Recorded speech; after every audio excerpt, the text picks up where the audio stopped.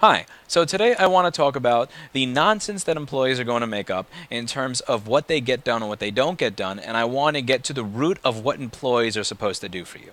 Employees are supposed to bring you money. Employees are supposed to improve your business. When you come in every single day, what employees should be doing for you is giving you the security that when you're not there, that things are going to get done without you having to look over their shoulder, without you having to make sure that things get done, without you having to say, why did I pay you for these past 3 days to produce me no money? Employees are supposed to make you money.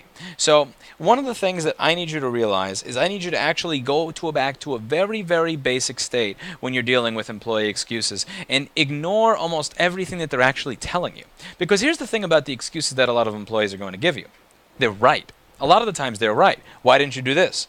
Well, I didn't have this tool and this tool was broken and I'm waiting on it.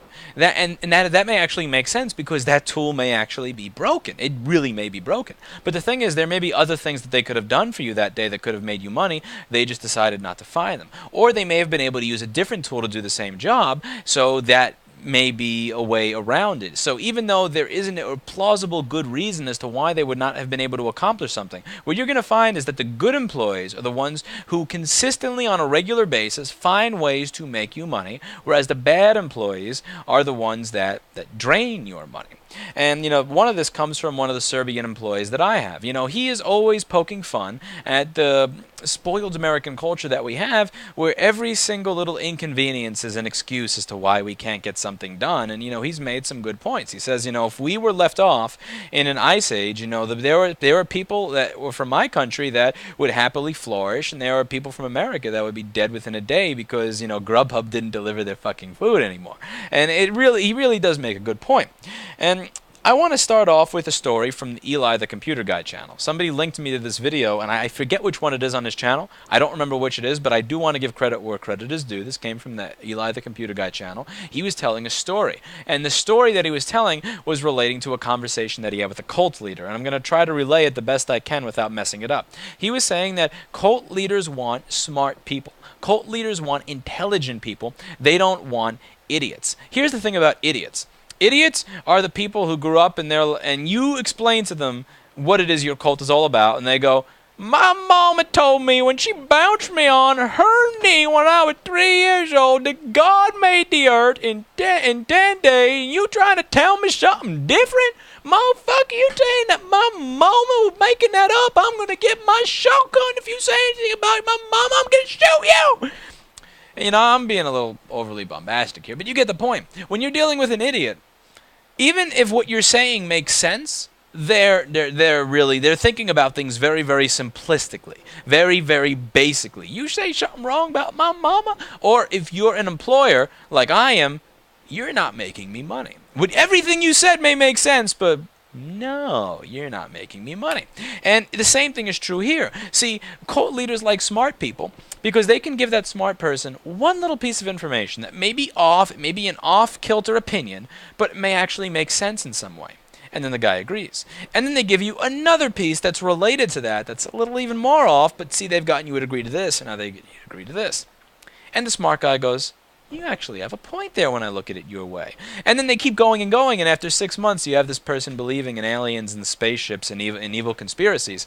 And that's how that works. And the problem as an employer, if you consider yourself intelligent or smart, is that it's not that you're dumb. It's not that people are not going to get anything past you. What they're actually going to do is they're going to come up with plausible reasons as to why things didn't get done, and they're going to play to the fact that you're intelligent, and you're actually going to start believing some of this crap. So what I need you to do is ignore all the reasons that your employees are giving you for why they are failing. Seriously, just take all of those reasons they're giving you and ignore them. So what you have to do is you have to learn how to give people a chance. Because some of these excuses may actually be plausible. What I need you to do is not look at the excuses on their merit individually. What I need you to do is look at patterns.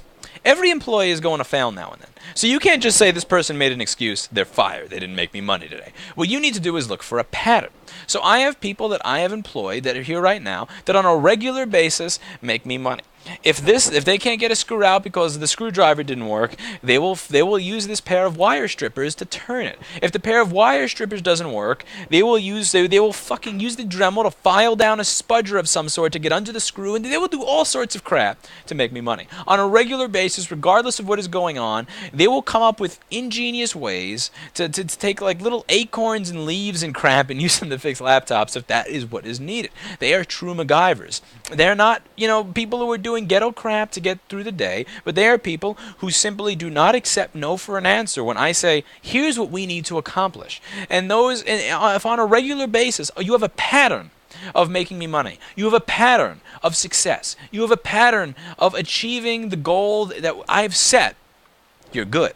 Now, if on a regular basis you have a pattern of failure, you have a pattern of I've given you this to do and I'm just waiting for you to come up to me and tell me why it failed. It's at a point where I don't even have the basic confidence of asking if it worked. I'm just waiting for you to come up with the excuse without even asking what the excuse is. Then you got to go. And you're going to notice that there are these patterns. And the pattern is what I want you to look at. Again, I don't want you to look at the excuse because there are so many reasons. There are so many things where you're not looking over their shoulders, so you can't say yes or no to it. I had an employee that I fired a while ago because he said this iPad came in and they were like literally like wires from electrical wiring coming out of the Wi-Fi antenna portion. And he's like, it came this way. And I go, first of all, when this came in, it was closed, completely closed. Secondly, that wouldn't have closed if you had those wires in there. Thirdly, if it looked like that, why didn't you call them? Why didn't you tell them about this in the beginning? And now, plausibly what he's saying makes sense, that he didn't do this job, that those weren't his, that the iPad had come in like that. But if it did come in like that, why didn't you say anything? Why didn't you say that this person's not going to have working Wi-Fi? Why didn't you point it out to them? And also, if the iPad came closed completely and sealed, then how is it that those wires were fitting there? What, there's like a compartment that they made that I don't know about where this person fit this crap in there? And this person had a pattern of failure. This person had a pattern where I gave them a phone, they fixed it, nothing worked on it afterwards, and they had every single excuse in the book. Every single excuse in the book. I didn't rip anything off. Everything there is perfect. And I would look, and I really wouldn't see what they did to damage it. But on a regular basis, over a 3-week time period, every single thing that I gave this person did not work for one reason or another. So I wasn't looking at... I wasn't looking specifically for these little specific things to yell at them for, because this is why I hate firing people, because they can go, why am I fired? They're going to explain to you every single step of the way the reason that something didn't work, the excuse. And what you need to be thinking about is that everybody else here doesn't make these excuses, but you do. All these other people are making me money, but you're not. And when you look at it that way, it's very easy to simply not care. It's very easy to not let the excuses get to you. And a very, very common, simple answer with a very, very simple example of this is with lateness. People will go, oh, the train is late. Oh, this person jumped in front of it. Oh, the MetroCard machine was broken. How am I supposed to be able to get there on time when I have to go back home and take cash to bring it to the MetroCard machine because they weren't taking credit today? This is the best way to just tell somebody to get the fuck out when they're complaining about lateness, because everybody who comes here commutes here.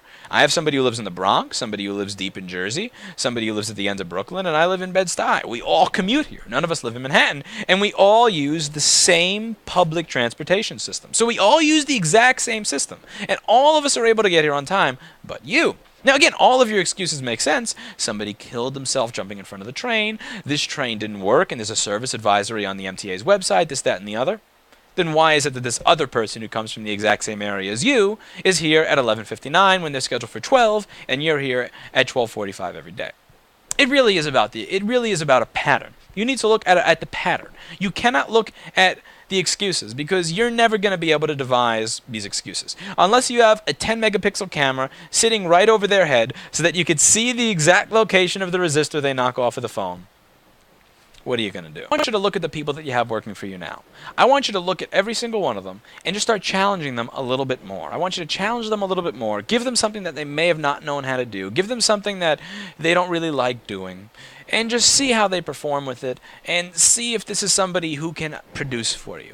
Do they produce, or do they make excuses as to why they fail? And if they regularly make excuses as to why they fail, give somebody else a chance to produce for you. Again, I was at a point where I actually had people saying, I can't believe this job takes this much time. I can't believe that you're telling me that it takes this long to get this thing done. I am actually going to come here for free to prove to you that it doesn't take that long. And it wasn't until I actually had somebody sit here and do the shit that somebody else was telling me takes 3 or 4 or 5 or 6 hours in a half hour, because this other person's much better than me at it, that I actually said, oh my God.